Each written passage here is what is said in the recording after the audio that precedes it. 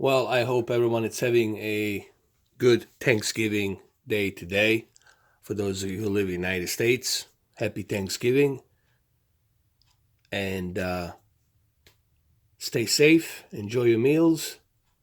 So let's get to the business here and let's talk about The Revenant. Revenant 4K UHD Blu ray movie, to me, at least to me, has always been one of those 4K demos that you want to show off on your TV. Uh, why such a big deal? A lot of people ask me, why The Revenant such a big deal? Well, The Revenant is such a big deal because this movie was not shot in a studio with a green screen. So there's no 2K intermediate to 4K. All right. You only have one 4K. I think it was a 6K camera that they used. It was Aries 6K. I could be wrong. You guys can correct me on this, but I think it was a 6K Aries camera. And of course, the 4K, the native 4K on this looks the best as it can be. So this is probably the only true 4K movie that's out there that we can say it's a true native 4K movie. And the HDR in certain scenes really pops in this movie. There's no question about it. Revenant is definitely that 4K demo. Everyone will tell you this, not just me. All the professionals out there will tell you that this is like a reference 4K movie. That's the only one that's out there. And then, of course, you have the Planet Earth 2, which is another great example. It's a documentary. It's another great example of a 4K reference demo that you can use. But the main thing here is for us to check and see how well this movie looks on Samsung Q8fn. That's why you're watching this video. You would like to know what type of settings am I using for this movie. So that's what I'm going to do once we go through some of these scenes. I'm going to switch to some scenes, some brighter scenes for you guys to look and see. And then I'll talk about why I use these settings that I use here. So let's talk about the settings in this movie. Now, for the purpose of this demo, I chose to fit the full screen to this ratio here, to this television. Why? Because I want you guys to understand why I'm using these settings and what's the purpose of me using these settings. If I put this movie in its original ratio, widescreen ratio, then the screen's going to be shrinking down, and then it's going to be hard for me to explain what I'm talking about. So I don't suggest that you use this type of fit to screen, full screen viewing. I'm only using this for my purposes, for my demo, okay? So let's that be clear so everyone understands that. So let's jump into these settings really quick and let's talk about them as to why I'm using these settings. As you can see, there's Tom Hardy there smoking a pipe. The detail clearly is present here. You can see him smoking that pipe. You can see his rough beard, grizzly beard and hair and everything. So there's definitely a detail here. You get to see it. All right, so first thing first, I'm using a movie mode. But there's a couple of things that I changed here from the movie mode. The original movie mode settings consist of warm 2 color. And I came to conclusion that maybe warm 2 color, it's not totally necessary. That it's good to maybe tone down that yellow color and bring it down, that warm color, and bring it down to warm 1. I personally think that the warm 1 tone of color gives a better movie experience in my opinion. So a couple of things I want to do here on the movie mode. Now, sharpness at 0. Is it such a good idea to have the sharpness at 0? Well, yes and no. Even though this is a native 4K, you're getting a really good detail, but I still believe for a 55-inch, you might want to move up that sharpness a bit. And we're going to leave the sharpness at 10. This is what I have come up with. I have come up with this solution to use the sharpness at 10, because it's not like a 75-inch or 55. I mean, this is not like a 75 or 65 or even 77-inch. This is a 55-inch TV. So it's not a big TV. And I think moving that sharpness to 0, it's really not going to do much. So I decided to move the sharpness to 10. And me moving the sharpness to 10, it's not like I'm moving above the threshold. I'm staying within the balanced threshold. So I felt that leaving sharpness to 10, it's perfect, ideal. Ideal for this TV because it's a 55-inch. Another thing that I did, let me show you. So remember, the original sharpness was at 0. I moved that to 10. The maximum capacity of sharpness, it's 220. So I'm staying within a balanced line here. So sharpness staying at the 10. What else did I change here? Let me show you what else I'm going to change. Obviously, this right here, warm 2, we got to move it up to warm 1. Actually, maybe I can give you the example, just like what a difference this is going to make. Let me just exit this. And then watch this scene that's in warm 2. And then watch, again, a reloop of this scene in warm 1. All right, so I moved it to warm 1. Warm 1, it's less of that warm yellow color. So we want to get rid of that. As someone likes to call it, a yellow piss. Excuse my language. A yellow piss type of a color. Warm 2 is just too warm. It's too yellow, and I don't really like it. Warm 1, it's where it needs to be. I've been messing around with this. I've been tweaking this. If professional calibrators want to debate me on it, fine.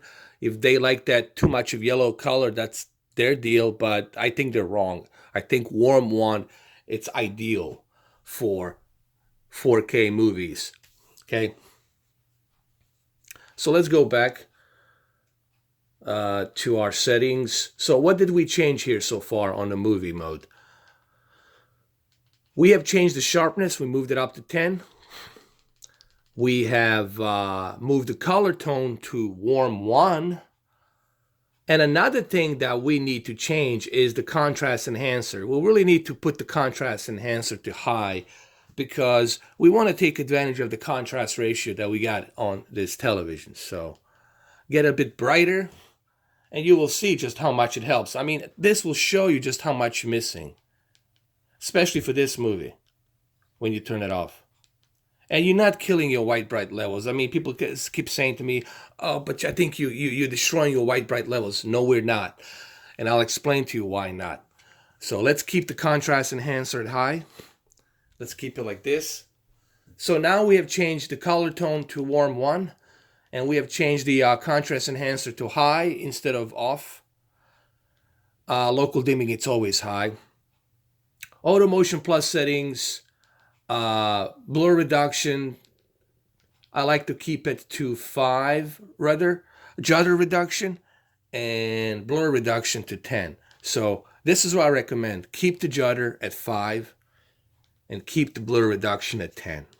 Judder reduction at 5, blur reduction at 10. And you will see what I'm talking about. You can't see it now, but when you start doing this in person and with this TV, then you will understand exactly, oh, now I know why Mr. 4K told me to keep judder reduction at 5 and blur reduction at 10. Because my camera cannot depict that motion flow. So we changed that. Hopefully you guys are taking notes. Digital clean view, always keep it on automatic. This way you don't have to go back and forth between your digital signal and your 4K. It will not take any effect if it's a 4K signal. So we have changed the sharpness. Now, another thing I want to change here, really quick, because we have our contrast enhancer to high, and people might think you might be crushing the white bright levels. Well, we're going to move contrast from 50 to 48. So we're going to move the contrast to 48. We didn't move it way too down. We just move it 2 clicks down to 48. You see what I'm doing? I'm trying to balance things up a little bit here. Color at 25. This is what they recommend. I think we can go to 24. So I'm going to leave the color at 24. Because I really want to get that really nice, no oversaturation tone of color, so it looks very vivid and clean. Okay. And what else are we missing? We did the warm one. Color space settings. It's set to automatic. And I think for a movie mode, it's good to keep it automatic. We don't need to force a native color space. You can if you want to. Here's the deal. You can put it to native if you want to. It does bring a little bit more of color. But remember, this is a movie. We don't want to bring too much of that color, because then if we bring too much of that color, then it's not gonna look the way the movie director intended for this movie to look. So let's keep it on automatic. So that's pretty much what I did here, guys. I did change a little bit, but not too much. Like I said, we left the contrast to 48. We moved the sharpness from 0 to 10. We moved the color down to 24. We used the motion plus settings, judder reduction to 5 and blur reduction to 10. And we also moved contrast enhancer to high instead of off. And local dimming, it's always high, obviously. And another thing, the very important thing that I think everyone should understand is the warm 1 color. We left from warm 2, we switched to warm 1. And it looks much, much better. Now, let's go to some of these scenes. Let's quickly go to some of these scenes. Hopefully, you guys are pausing the video and writing this down, writing all of these things down, because it's really important that you write this stuff down, pause the video. The reason my videos are long, because I need to explain to you why I'm doing what I'm doing. I can't just tell you, okay, here's my recipe, take it. I need to explain to you as to why I'm doing what I'm doing.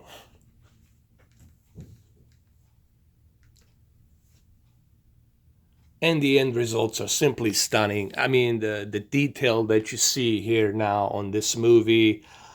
There's DiCaprio right there. He's moving a little bit. You can see his head moving right there. He is. It really looks great. Nothing's being crushed here. The warm 1 color really brings that natural tone of yellow, but not too much of that warm color. Remember, if you use the warm 2, it's almost like you're burning the color. It's almost like you're putting a sunscreen of yellow or something, like a sun shader of yellow, like sunglasses that have the yellow color to it. So you want to avoid that like yellow shutter of warm. You want to use just a tiny little bit. So I think warm 1, it's a sweet spot. I like to call it sweet spot, so that's why I use the warm 1. And what else we did? We moved the sharpness to 10, because this is a 55-inch. It's not a big TV. It's a small TV. So sharpness to 10, it's not going to really outline any kind of like too much sharpness, digital sharpness on this television. Unless you're running something at 75, 77 inch, then you can move the sharpness down. You know what I mean? But for 55 inch, this is fine. What else we did? Well, we also moved the color to 24 instead of 25. We also moved the contrast to 48 instead of 50. A couple of clicks down. And we used the contrast enhancer to high.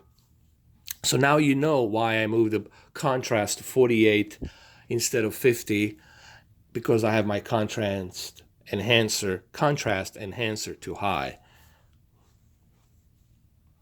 And even on this scene, you can see the snowflakes coming down. You can see the fog in the distance. It just looks really, really good. Now we're going to switch back to a widescreen so you guys can see how this looks in a widescreen ratio. All right, so this is the widescreen ratio now, the original ratio. This is how you meant to be watching this movie. And it looks great, obviously. It still looks great, looks nice. But for a 55-inch TV, I felt, to me, for this demo, I needed to fit this to this screen, full screen, so that way you guys can see what I'm talking about. Now, if you're watching on a big screen like 65 or 75 or 77 inch, then this widescreen, these black bars are really not gonna be much of a problem for you. Here's another great example right here on this scene. It looks real nice. See, the warm one tone of color truly helps this movie. Now let's switch to a full screen really quick. All right, so there's the full screen right here, and as you can see, it really looks great. The reason why this movie looks so great, it's because we have the best possible 4K film footage that was filmed. What I believe to be Aries 6K camera, I could be wrong. And this is the end results. Does this mean that all those other movies there had CGI and yellow, I mean the green screen, that they look bad because of 2K to 4K intermediate? No, not really. It depends on how is it put together. It depends really how it's being cleaned up and put together. Some CGIs are bad, some are good. It really depends on how that HDR is being implemented into a movie. So there's so many different elements into that. And even here, you will see just how great the deep dark levels are on this TV. Nothing's being crushed, especially here in this scene, the HDR pops. There's certain scenes in this movie where HDR truly just like it pops. And when I say pops, I mean you get to see that natural high dynamic range that was meant to be seen. And this movie really represents that HDR in certain scenes, which I'm going to show next really quick. Obviously, this video will not be monetized. I'm using this video as a fair use. This is a courtesy of 20th Century Fox. But if they choose to do so, to remove the video, they have the right to do so. But I'm using it as a fair use so I can show it to you so you guys can see it as a tech demo for what it is.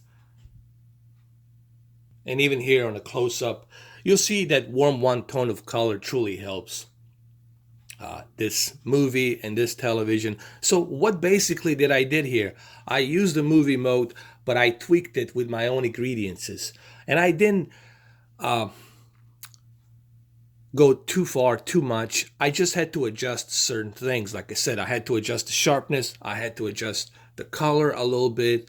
And I had to use the contrast enhancer. But above all was that tone of color that needed to be moved from warm 2 to warm 1. And when you try these settings, you will see exactly why I recommend. You guys can do this yourself. You can switch between warm 2 and warm 1, and you can look for yourself. Oh, I see what he's talking about. And even here, you can see Tom Hardy and his rough beard, and he looks really like, intimidating here. And you can see just how much of detail you can see, especially with the HDR and the campfire reflection and all that. So, but if we had warm 2 color, this would be totally yellow, piss yellow all around. And I think warm 1 helps tone down that piss yellow, if you will. Now here's another great example of how beautifully this looks in HDR. You see, having that warm 1 tone of color and color moved to 24 and using the color space to automatic, it really gives you that nice movie silver screen sense of feel and look to it. And even here, it just looks it looks phenomenal. This movie just looks amazing in 4K. And if you haven't picked up this movie, look, this TV Q8fn for $1,500. If you try these settings, if you purchase this TV, you're going to get yourself a really well-balanced TV. Not only is this a very bright TV and has a very good aggressive local dimming, but has the best possible color space. So it's great for gaming. It's great for console gaming, PC gaming. It's great for sports. It's great for movies, 4K, HDR. And that's what I mean when I say it's a really well-balanced TV. And even in this scene, you can see that warm tone of color, warm tone of color truly reduces that yellow down a bit and looks really great. So there you have it. I think you guys should give these settings a try. Um, Let me know what you think. I think, me personally, in my own opinion, that these are like that. This is like the best that I can squeeze for a movie mode, and I am pretty sure you guys will agree when you try these settings that you will see exactly. Oh, I see what he's talking about, and why he did, and why he chose these specific tweaks on the movie mode. Well, anyway, there you have it. Happy Thanksgiving, guys. Stay safe, and I'll see you tonight. I'll have a live stream tonight. I'll see you guys tonight around 10:30, very late at night. So we'll be streaming throughout the night, late hours. Have a good one, guys. Take care. I'll see you.